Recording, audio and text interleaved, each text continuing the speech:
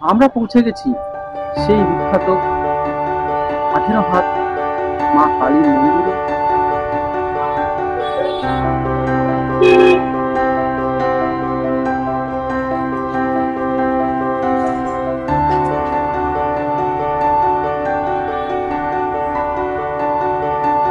কলকাতা, পুরনো কলকাতা, কলকাতা শহর বৈচিত্র্যের মধ্যে ঐক্য। এইখানে রয়েছে সমস্ত জাতি, সমস্ত ধর্মের সমন্বয়, আর সেই ধর্ম আর জাতি নিয়ে এইখানে গড়ে উঠেছে বিভিন্ন ছোটখাটো মন্দির, আর এখানে রয়েছে অনেক কালী মন্দির। আজকে আপনাদের নিয়ে চলে এসেছি এমন এক কালী মন্দিরে, যে কালী মন্দিরে বুদ্ধ কালীর একটি মূর্তি রয়েছে। যে কালী মন্দিরের মূর্তিটি অনেক দিনের পুরনো, প্রায় 500 বছরের বেশি পুরনো এই মূর্তি। আপনাদের এই মন্দিরের সমস্ত গল্প শোনাচ্ছি, আর সঙ্গে থাকবেন অবশ্যই সাথে মেঘ চ্যানেলে। এটি সেই 140 মুক্তারাম বাবু স্ট্রিটের কাছেই যে বুদ্ধ কালী মন্দির, যেটি 18 হাতের কালীমা, এখানেই অবস্থিত। সারা ভারতবর্ষে 18 হাতের কালী আর কোথাও খুঁজে পাওয়া যায় না। আমরা পৌঁছে গেছি সেই বিখ্যাত 18 হাত মা কালীর মন্দিরে, যেটি বুদ্ধ কালী নামে খ্যাত। আর আপনাদের এই সমস্ত গল্প ধীরে ধীরে শোনাবো।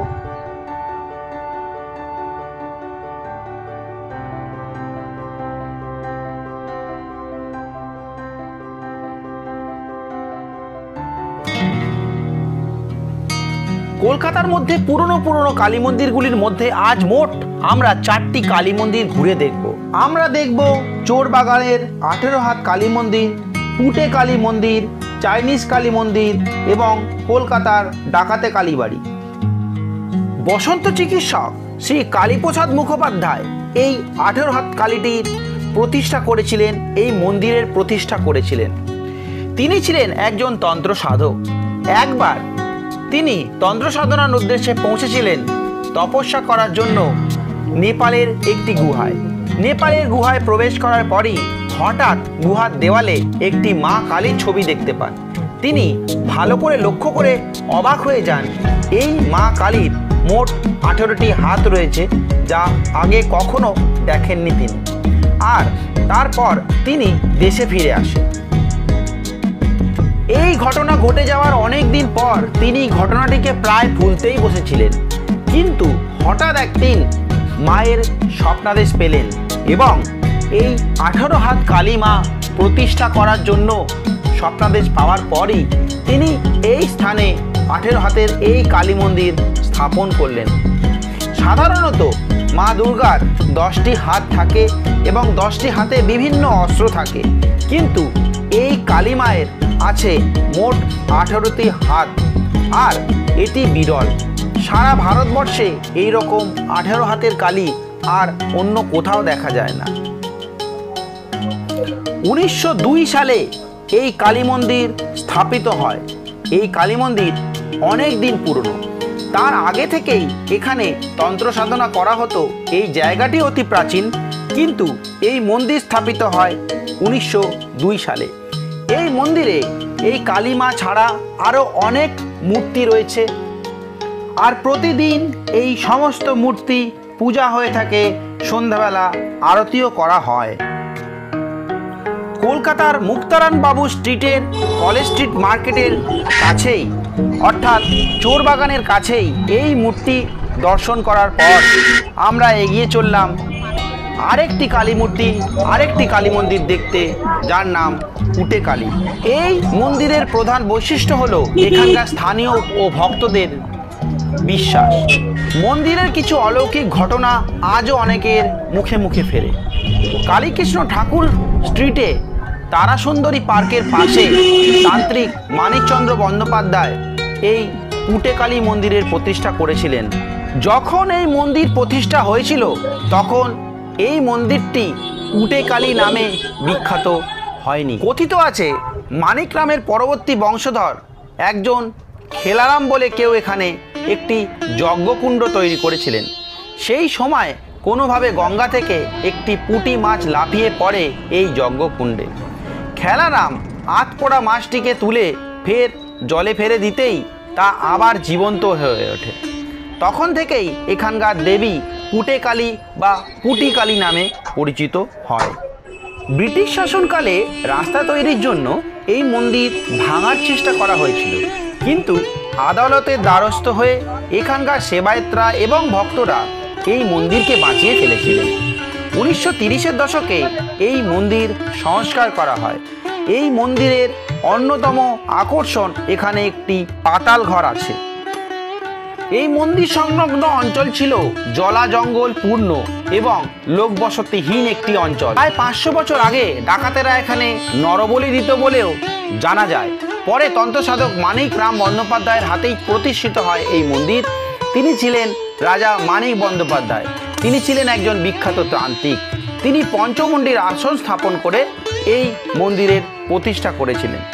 পুটেকালীর মন্দিরটি পেরিয়েই দেখতে পেলাম একটি বালাজির মন্দির রয়েছে, অর্থাৎ নারায়ণের মন্দির। সাউথে যেরকম মন্দিরগুলি থাকে, সাউথ ইন্ডিয়াতে যেরকম মন্দিরগুলি থাকে, অসাধারণ সুন্দরভাবে সাজানো এই মন্দির।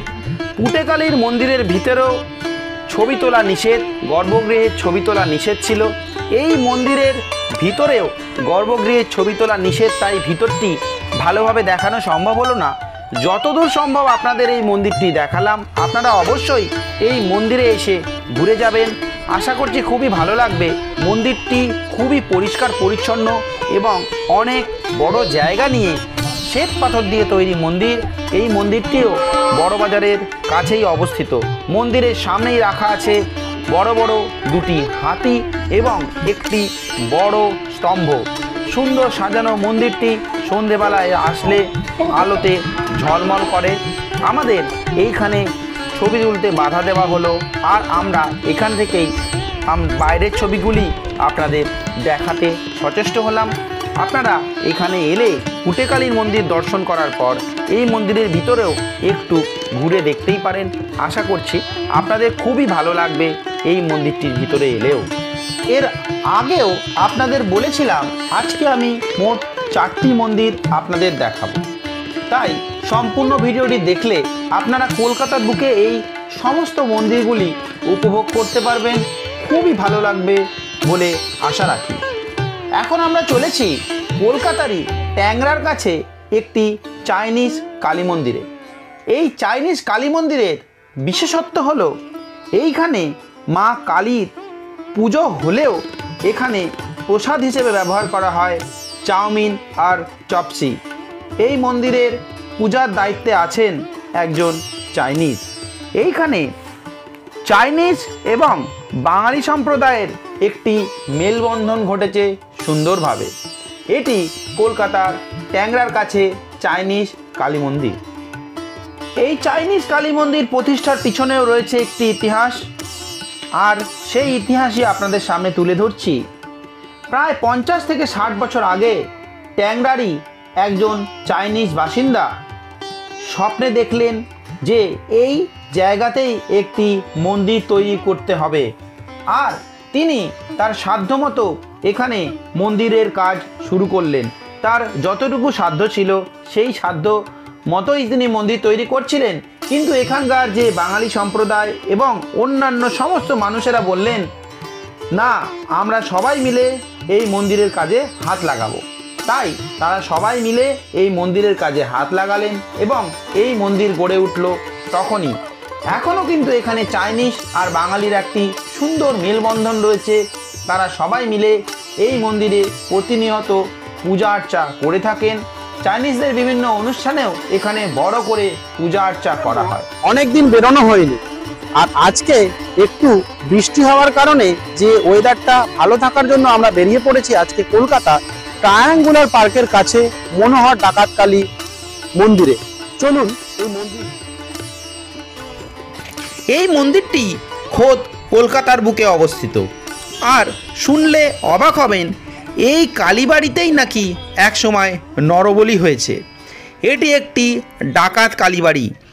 কলকাতার ট্রায়াঙ্গুলার পার্কের কাছে, গড়িয়াহাটের খুব কাছেই ট্রায়াঙ্গুলার পার্কের উল্টো দিকে এই কালীবাড়ি। খুব সুন্দর করে সাজানো একটি বড় জায়গা নিয়ে এই মন্দিরটি তৈরি হয়েছে। আমরা এখন পৌঁছে গেছি মনোহর ডাকাতকালী বাড়ির যে মন্দির, সেই মন্দিরের ভিতর। মন্দিরটিকে একটু ঘুরে দেখব।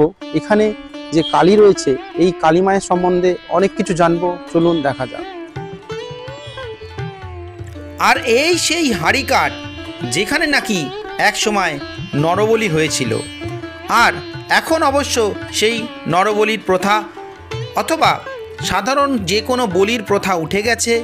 প্রাণী হত্যা এখানে এখন আর হয় না, কিন্তু মানসিক করলে এখানে চাল কুমড়োর বলি দিয়ে পূজা করা হয়। একটু সুন্দর করে সাজানো অনেক বড় চত্বর নিয়ে তৈরি এই মন্দির। এই মন্দিরের সমস্ত ইতিহাস আপনাদের ধীরে ধীরে জানাচ্ছি। প্রথমে আমরা গিয়ে এই মন্দিরের যে মায়ের মূর্তি, সেই মূর্তি দর্শন করব। মায়ের মূর্তির আশপাশে রয়েছে অনেক দেবদেবীর মূর্তি, নারায়ণ, লক্ষ্মী, জগন্নাথ, বিভিন্ন রকম ভগবান এখানে রয়েছে, বিভিন্ন ভগবানের মূর্তি এখানে রয়েছে। আর মা কালী যে ছোট্ট কোষ্ঠী পাথরের তৈরি, এটি অসাধারণ সুন্দর আর খুব জাগ্রত বলে মনে করা হয়।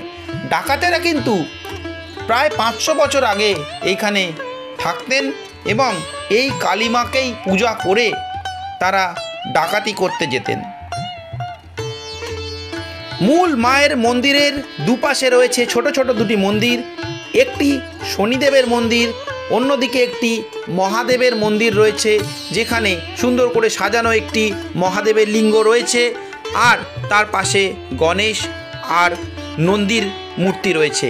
এছাড়াও এখানে রয়েছে রামকৃষ্ণদেব এবং নারায়ণের কিছু পাথরের মূর্তি, এবং আরেকটি সুন্দর তৈরি করা বজরংবলী অর্থাৎ হনুমানজির মূর্তি রয়েছে। এই হনুমানজির মূর্তিতেও প্রত্যহ পূজা করা হয়। এটিও মন্দির চত্বরের মধ্যে। এবার এই মন্দির সম্বন্ধে কিছু আপনাদের জানাতে চাইব।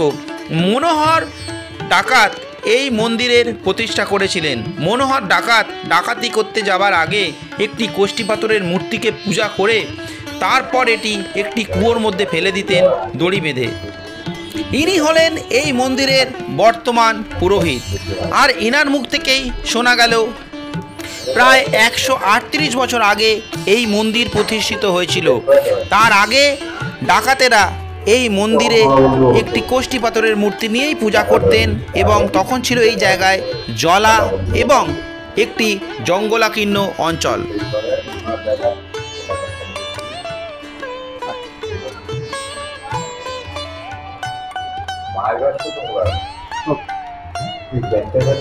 মন্দিরটা হয়েছে 108 বছর, 138 বছরের পুরনো মন্দির, কিন্তু মা এখানে স্থাপিত হয়েছিল তারও অনেক আগে। কলকাতার এই মন্দিরগুলি আশা করছি আপনাদের খুবই ভালো লেগেছে। অবশ্যই আমাকে সাপোর্ট করার জন্য চ্যানেলটিকে সাবস্ক্রাইব করে নেবেন যারা আমার চ্যানেলে নতুন। ভালো লাগলে অবশ্যই লাইক করবেন, শেয়ার করবেন বন্ধুদের সাথে। ভালো থাকবেন।